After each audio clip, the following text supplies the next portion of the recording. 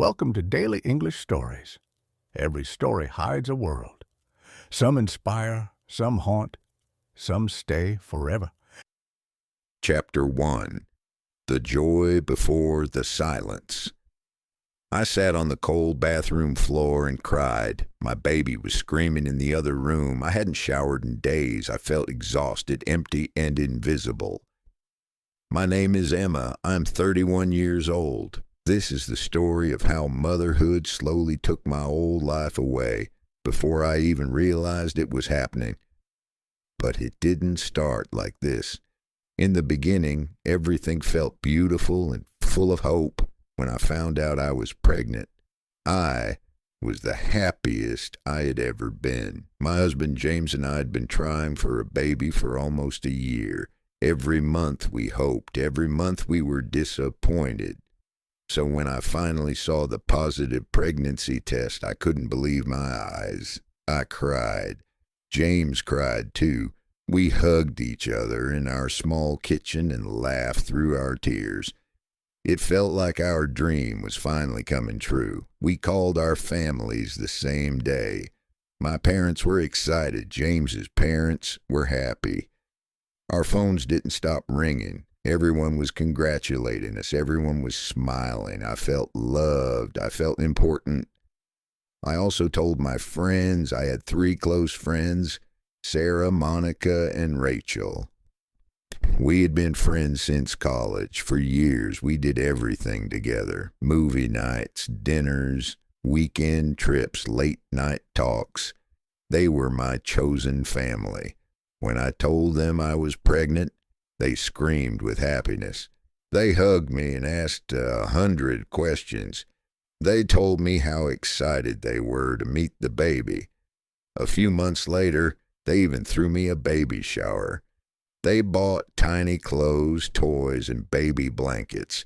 They laughed, took photos, and told me how amazing of a mother I would be. They said, "Don't worry, Emma. When the baby comes, we'll help you. We'll bring food. We'll come over. You won't be alone." I believed them. Why wouldn't I? James works as an engineer for an international company. His job requires a lot of travel. Sometimes he's gone for weeks, even months. But we knew this before we decided to have a baby. We talked about it many times. We made a plan. My friends would help. James would come home whenever he could. We would manage. During my pregnancy, everything went smoothly. I worked until I was 8 months pregnant. Then I took maternity leave and focused on preparing for the baby. I set up the nursery carefully. I washed tiny clothes and folded them neatly. I read books about babies, sleep schedules, and motherhood. I wanted to be ready. I wanted to do everything right. James was home during the last month of my pregnancy. He came to every doctor's appointment with me. He held my hand during ultrasounds. He told me again and again that everything would be okay. One night, while we were lying in bed, he said, "I'm sorry I have to travel so much. I know it won't be easy. But you'll have your friends, and I'll come home as often as I can." I smiled and said, "I know. We'll be fine." And at that moment, I truly believed it. Lily was born on a Tuesday morning in March. The labor was long and painful, almost 20 hours. I was exhausted and scared. But when the nurse placed Lily in my arms, everything else disappeared. She was perfect, small, warm, and quiet. I looked at her tiny face and felt a love I had never felt before. We named her Lily. James stayed home for 2 weeks after Lily was born. Those 2 weeks felt safe. He helped with everything. He changed diapers, cooked meals, and held Lily so I could sleep. He told me I was doing great. He told me I was strong, but then reality returned. One afternoon, James received a call from work. There was an emergency project in Germany. They needed him immediately. I watched his face change as he listened. I knew what was coming. That night he sat beside me on the couch. His eyes were full of guilt. "I don't want to leave you alone with the newborn," he said, "but I have to work. This is how I support our family." I swallowed my fear and nodded. "I understand," I said. "Go, we'll be fine." He hugged me tightly before leaving. We both cried. When the door closed behind him, the apartment felt suddenly quiet and very empty. I told myself it would be okay. My friends would come, help would arrive. I didn't know yet that this was the beginning of the silence. Chapter 2, Left Alone and Forgotten. When James left, the real struggle began. The first night alone with Lily felt endless. She cried almost every hour. I fed her, changed her diaper, rocked her in my arms, and walked back and forth across the apartment. The moment I put her down, she cried again. I didn't sleep, not really. Lily woke up every 2 hours to eat, sometimes even more often. My body still hurt from giving birth. My head felt heavy, and my thoughts were slow and confused. I felt like I was moving through fog. Everyone says, sleep when the baby sleeps. But Lily barely slept, and when she did, I was too anxious to relax. Days and nights started to blur together. I stopped keeping track of time. I stopped caring what day it was. My world became very small. Just me, Lily, and the quiet apartment filled with crying. Simple things became impossible. I couldn't take a proper shower. Every time I tried, Lily started crying, and I ran out with wet hair to pick her up. I wore the same clothes for days. My hair was greasy, my body smelled. I hated looking at myself in the mirror. I felt ashamed, but I was too tired to care. I kept telling myself help would come. 3 days after James left, my friends finally visited. Sarah, Monica, and Rachel came together. They brought flowers and food. They smiled, held Lily, and took photos. For a moment, I felt normal again. For a moment, I felt seen. They stayed for about an hour. Then they said, "You should rest and call us if you need anything." I thanked them as they walked out the door. I truly believed they would come back soon. They didn't. The next few days were the hardest of my life. Lily cried constantly. I tried everything, feeding her, changing her, rocking her, singing to her. Nothing worked. I cried with her. One afternoon, after Lily finally fell asleep, I looked at my phone and decided to ask her for help. My hands were shaking as I typed, "Hey guys, I'm having a really hard day. Is anyone free to come over for an hour so I can take a shower?" I stared at the screen, waiting. Minutes passed. An hour passed. Finally, Sarah replied, "Sorry, I'm stuck at work. Maybe this weekend." Monica didn't reply at all. Rachel sent a message. "Hang in there. Motherhood is tough, but you're doing great." I put my phone down and stared at the wall.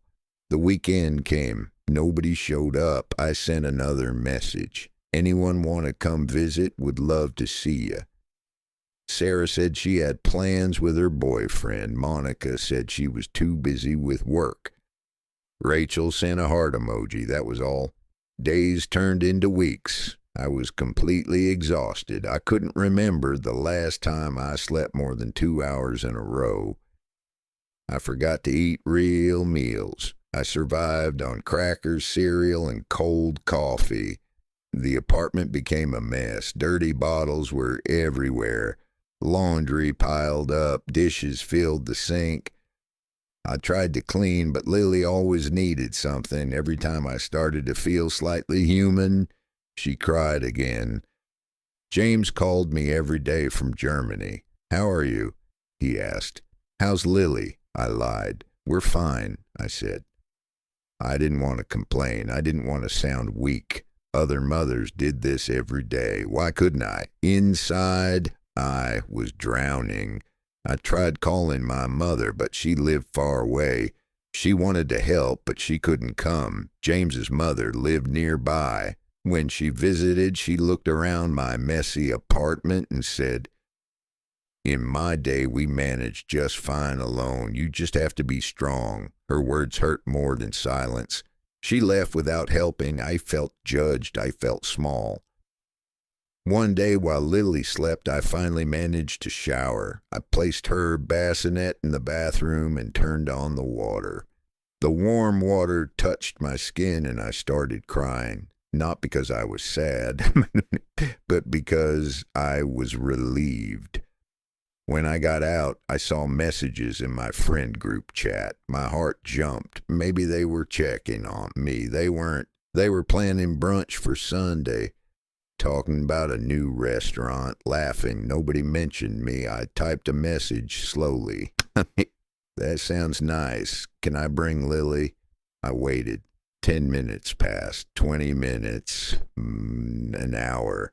Finally, Sarah replied, "Oh, we didn't think you'd want to come with a newborn. Babies are a lot at restaurants." Monica added, "Yeah, maybe when Lily's older." Rachel sent a sad emoji. I stared at my phone. They didn't even ask. They just assumed, or maybe they didn't want me there at all. That Sunday, while my friends were having brunch, I was at home holding a crying baby. I saw their photos online, smiling faces, clean clothes, happy moments. I looked at myself in the mirror. Dark circles under my eyes, messy hair, milk stains on my shirt. I didn't recognize the woman staring back at me. That was the moment I understood something painful. I hadn't disappeared. I had been forgotten. Chapter 3, invisible yet still standing. Time didn't heal everything. Weeks passed, then months. Lily grew bigger, but my world stayed small. James came home a few times for short visits, but most days it was still just me and Lily. When he left again, the silence returned. I stopped reaching out to my friends, not because I didn't miss them, but because I was tired of being ignored, tired of excuses, tired of feeling like a burden in their lives. Every unanswered message hurt more than the last, so I gave up. Lily turned 2 months old, then 3, then 4. Life became slightly more predictable, but it never became easy. I was still exhausted, still lonely, still unseen. One night, while Lily slept beside me, I joined an online group for new mothers. I didn't know what I was looking for. Maybe answers, maybe comfort, maybe just proof that I wasn't broken. I started reading their stories. Women from different places, different lives, all saying the same things. My friends disappeared after I had my baby. They stopped inviting me anywhere. They said they would help, but they never came. I was drowning and nobody noticed. I cried while reading because they were telling my story. For the first time, I felt understood, not judged, not ignored, just seen. I realized something painful but important. This wasn't just happening to me. Motherhood makes many women invisible. The world expects us to be strong, quiet, and grateful. People assume we're fine because we have a baby. They don't see the loneliness behind closed doors. Lily turned 6 months old when I saw my old friends again. I ran into them at the grocery store. They were together, laughing, shopping for dinner ingredients. They looked relaxed, well-rested, put together. They saw me and smiled. "Emma, oh my God, we miss you. How's the baby?" I was pushing Lily in her stroller. My hair was in a messy bun. I was wearing old leggings and a loose t-shirt. I felt tired because I was tired. "I'm okay," I said. "Tired." They talked for a few minutes. They said we should get together sometime. They said they missed me. They hugged Lily and then left. I watched them walk away, laughing together. I knew the truth. Nothing would change. That night I saw their photos online, dinner at someone's apartment, wine glasses, smiles, movie night. I wasn't there. I wasn't invited. I wasn't even mentioned. I used to be part of that group. Then I became a mother, and I disappeared. Lily's 2 years old now. She sleeps through the night. Most days she talks, runs, laughs. She calls me Mama, and every time she does, my heart feels full. I love her more than anything in this world. But loving her doesn't erase the loneliness. My old friends and I don't really talk anymore. They send birthday messages once a year. They like my photos on social media. But there are no real conversations, no visits, no effort. They moved on. I stayed behind. I have new friends now, other mothers I met at the park, at baby classes, during long walks with strollers, women who understand what it feels like to be tired all the time, women who show up with coffee, women who don't disappear when life gets hard. They help. They listen, they care, and I'm grateful for them. Sometimes late at night, I still miss my old life. I miss being invited. I miss being thought of. I miss being important to people who once loved me. James still travels for work. He tries his best, but he isn't here most of the time. My mother-in-law still makes comments. "You look tired. You should take better care of yourself." I smile and nod. That's what mothers do. We smile, we nod, we pretend we're fine. People think mothers are strong and capable and don't need help. They think we manage everything easily. We don't. We're exhausted. We're lonely. We're overwhelmed. We need help desperately. But nobody offers. And when we ask, everyone is too busy. Motherhood didn't just change my body, it changed my identity. I used to be Emma. Now I'm just Lily's mom. I love being her mother. It is the most important thing I will ever do.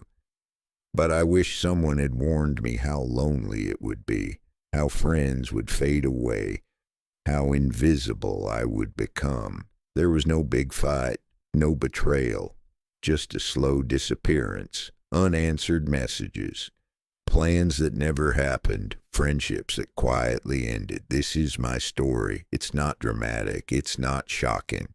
It's just the quiet truth of motherhood, beautiful and devastating at the same time. I'm still here, still standing, still loving my daughter, still learning how to live with the loneliness. Motherhood made me invisible. And even now, I don't know if the world will ever see me again.